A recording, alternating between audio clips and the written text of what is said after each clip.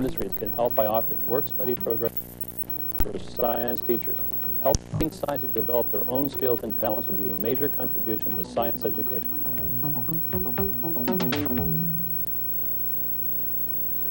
A simple country driveway leads to a boondoggle. Officials say they're just doing their job protecting wetland, but the homeowner says the overzealous bureaucrats are driving him crazy. Tonight, the I-Team's Krista Bradford takes us for a ride on a driveway paved with problems.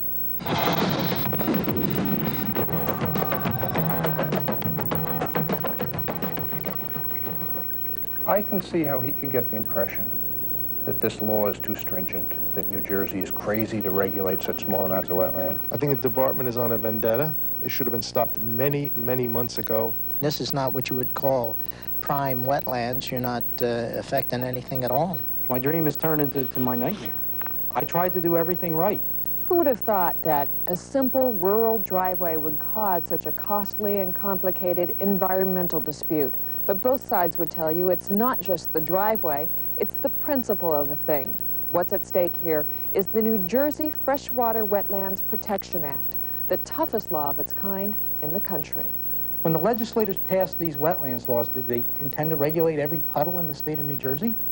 But that's what they're doing. I mean, they Mike Stritsky thought he could put in a half-mile-long driveway to his family's new home in the woods. East Amwell issued him a construction permit, which, according to the New Jersey Uniform Construction Code, certifies that all prior approvals have been met. I went to the building department, got a permit, checked the wetlands map. Wetlands map says it's upland. He even invited a Department of Environmental Protection and Energy official onto his property. I said, come on in, I'll show you what I'm doing. I got nothing to hide. I invited him to the property. He says, well, you know this area down here is wetlands. I said, all right, whatever it is. Do I need a permit? He says, you need a permit. So he applied for a freshwater wetlands general permit number 10. 10 months later, the permit was rejected when department regulations require DEPE to notify the applicant in writing within 30 days. DEPE said he needed an individual permit instead, costing $1,000 more. The reason? His driveway crossed more than 100 feet of wetlands. It's 135 feet of my driveway. And what are the state has spent over $2 million, I estimate, on 135 feet of driveway. By this time, the driveway was already built, and Stritsky was accused of violating the Freshwater Wetlands Protection Act. Now, when they served you with a violation, you weren't here. What happened? They came here and they served my children. They served your children with right. a violation? They served them a $24,000 fine. And what paid doable in October. When I came home, they were in tears, thinking we're going to lose the house. They knew we spent everything we had on just trying to live here. I put a second mortgage on the house just for the permits and the legal fees. The wetlands make up a mere 1/1500th of an acre on his 11.5-acre lot. Yet the legal battle has lasted now for 4 years, costing Mike Stritsky $70,000, the money he claims would have been used to send his kids to college. All right, guys, that's enough. Let's go. But the Assistant Commissioner for Environmental Regulation, John Weingart, says his department has bent over backwards to accommodate Mr. Stritsky. Mr. Stritsky, or someone using his name, called the department and asked whether these activities would need a permit in 1989. And the person at the other end, who still works here, said, yes, if you build a driveway in that area, if there are wetlands there, it would need a permit. He then went ahead and did it anyway. Didn't your department, in fact, charge him for the telephone pole that didn't even belong to him? That was a mistake, and the department has told him that was a mistake. And didn't your department also go after him for using improper fill in his driveway, and then later that charge was thrown out? Yes, right. Finally, DEPE granted an individual permit with strings attached. He had to pay fines and mitigate, create double the wetlands he disturbed. The most it would cost him, I believe, would be a total of $10,000 to do the mitigation and a penalty on the order of $6,000. I would have to dynamite through 14 foot of solid granite, 20 feet long, 500 feet in length. Fill it up with dirt and plant wetland species in it and maintain it for 3 years. And what would that cost you? Over $100,000, easy. Yet Stritsky now believes he may qualify for an exemption, for he and others state the road was here before. Realtor Carl Brotman. They had tracks where somebody had come in and was doing logging, and they had log piles I would say there is a logging road that was there.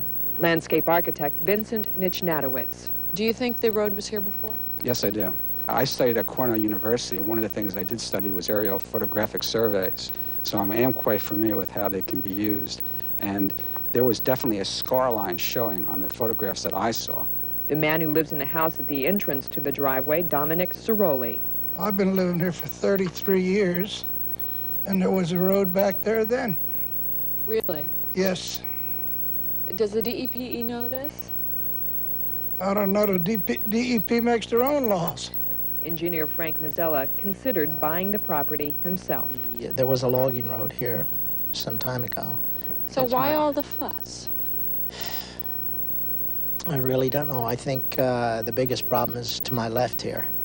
The neighbor. Correct. I don't care to make a comment. Though he refuses to comment, the neighbor, Walter Bittner, also wanted to purchase the land. He originally blew the whistle on Stritzky and kept on blowing it. After many heated skirmishes, they now pass each other in silence. Legislators passed the Freshwater Wetlands Protection Act in 1987, after the Garden State became better known for cultivating industry and pollution. But the author of the book Victim, Bruce Seminoff, says DEPE spins a treacherous regulatory web. Mike's situation is atypical in that it's not a business, commercial, or industrial application. It's unusual. It makes no sense.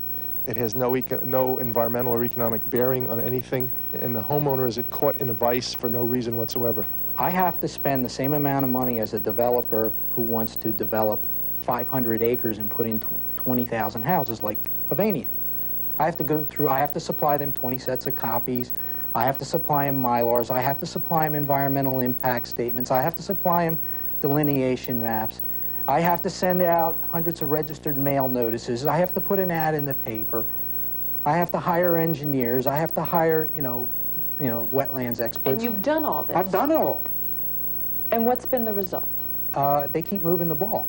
And the ball has landed squarely in administrative court, where a judge will decide who is right later this month.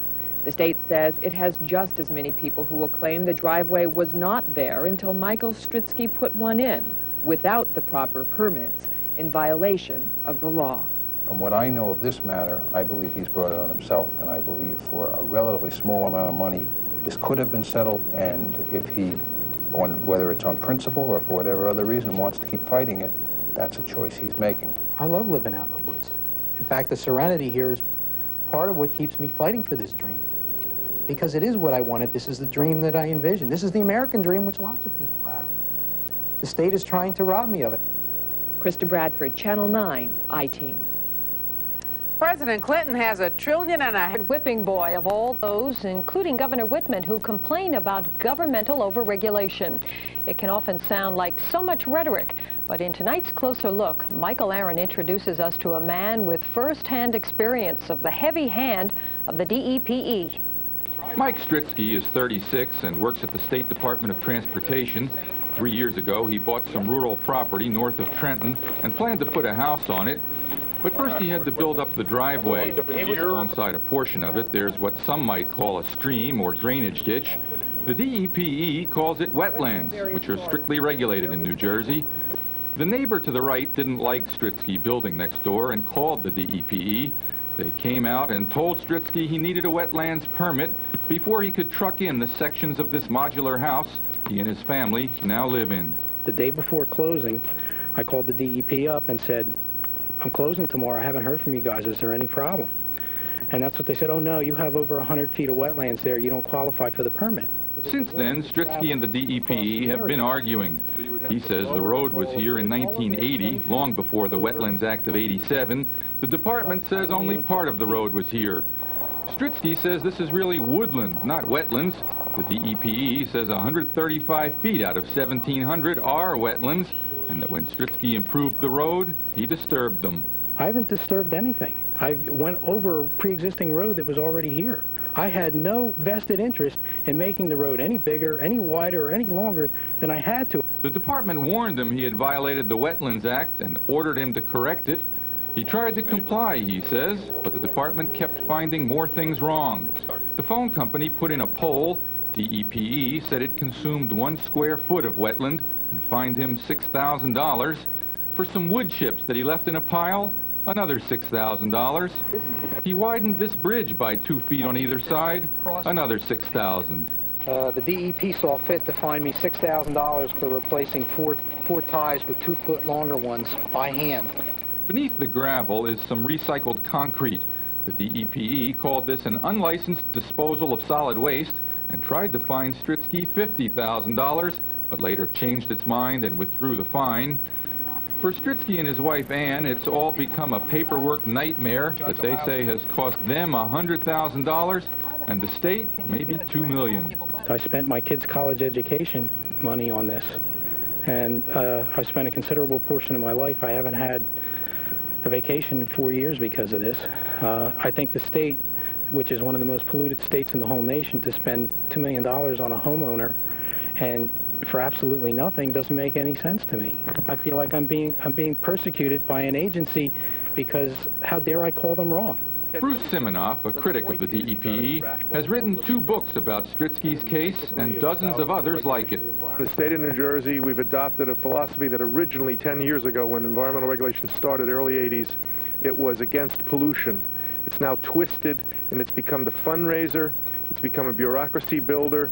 It's become a mainstay, a way of life to micromanage things. Regulations have just spawned out in the hundreds, and we now fine people for late paperwork and for silliness. We try to live 2 separate lives. It's almost like you've got your normal everyday activity life, and then you have your DEP life. And at times when they conflict, it's almost like a major thunderstorm. The DEPE told Stritzky he disturbed 1/10 of an acre of wetlands and would have to create 2/10 of an acre to compensate. Stritzky says that would cost another $100,000 to blast rock, cut trees, regrade, and replant. I got the equivalent of a $100,000 parking ticket. I mean, to say that this isn't in the public interest, you know, defies logic. And I am a very environmental person. I put the $20,000 geothermal system in my house. I put the catalytic converter in. I work on electric